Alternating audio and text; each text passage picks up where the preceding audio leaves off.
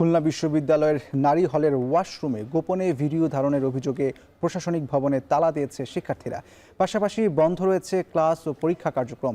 এ নিয়ে বিস্তারিত আরও জানাতে খুলনা বিশ্ববিদ্যালয় থেকে যুক্ত হচ্ছেন রামিম চৌধুরী। রামিম, শিক্ষার্থীরা কি দাবি জানাচ্ছেন আর বিশ্ববিদ্যালয় কর্তৃপক্ষ সমস্যা সমাধানে কোনো উদ্যোগ নিয়েছে কিনা জানাবেন।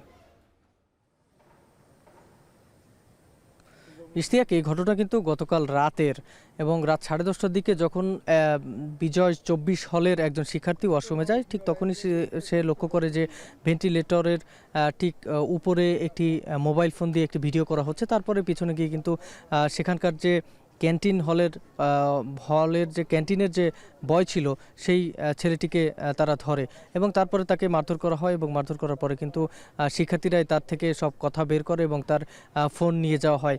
এরপরে বিশ্ববিদ্যালয় প্রশাসন কিন্তু বেশ কিছু পদক্ষেপ নিয়েছে। আমরা কিছুক্ষণ আগেই কথা বলেছিলাম সেই হল প্রভোস্টের সাথে এবং তিনি বলছিলেন যে এ বিষয়ে তদন্তের জন্য 5 সদস্যের একটি তদন্ত কমিটি গঠন করা হয়েছে। এর পাশাপাশি যে অভিযুক্ত ছিল তাকে গ্রেফতার করা হয়েছে। তার নাম ইমাম হাসান এবং তাকে কিন্তু যে মেয়েদের যে 24 হল ছিল, বিজয় 24 হল, সেই 24 হলের ক্যান্টিনের দায়িত্ব তার ছিল এবং তিনি নাকি এর আগেও বেশ কয়েকবার এরকম ভিডিও করেছেন, এমন প্রমাণ কিন্তু তারা সেই ফোনে পেয়েছেন, এমন অভিযোগ কিন্তু করছেন এখানকার শিক্ষার্থীরা। শিক্ষকরা যেটি বলছেন যে মূলত এটি একটি খুবই জঘন্যতম একটি ঘটনা এবং এ ধরনের ঘটনা যেন ভবিষ্যতে না ঘটে সেজন্য তারা আরও নিরাপত্তা ব্যবস্থা জোরদার করবেন। এর পাশাপাশি যে এই বিষয়ে কিন্তু একটি মামলাও হয়েছে।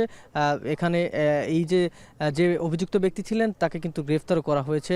গতকাল রাতে তাকে পুলিশের হাতে তুলে দেওয়া হয়েছে এবং সেই ফোনটিও কিন্তু পুলিশের হাতে দেওয়া হয়েছে ফরেন্সিকের জন্য। শিক্ষার্থীরা বলছেন যে মূলত বিশ্ববিদ্যালয়ের যে হলগুলো রয়েছে সেই হলে কিন্তু তাদের নিরাপত্তার জায়গা, সেই জায়গাটিতে যদি এমন ঘটনা ঘটে সেক্ষেত্রে কিন্তু তারা নিরাপত্তাহীনতায় ভুগছে এবং তারা চায় যে এই ঘটনার দ্রুত তদন্ত এবং তার দৃষ্টান্তমূলক শাস্তি। সে কারণেই তারা এই প্রশাসনিক ভবনে তালা লাগিয়ে দিয়েছে এবং যে কার্যক্রমগুলো রয়েছে, শিক্ষা কার্যক্রম, সেগুলো কিন্তু এখনও বন্ধ রয়েছে।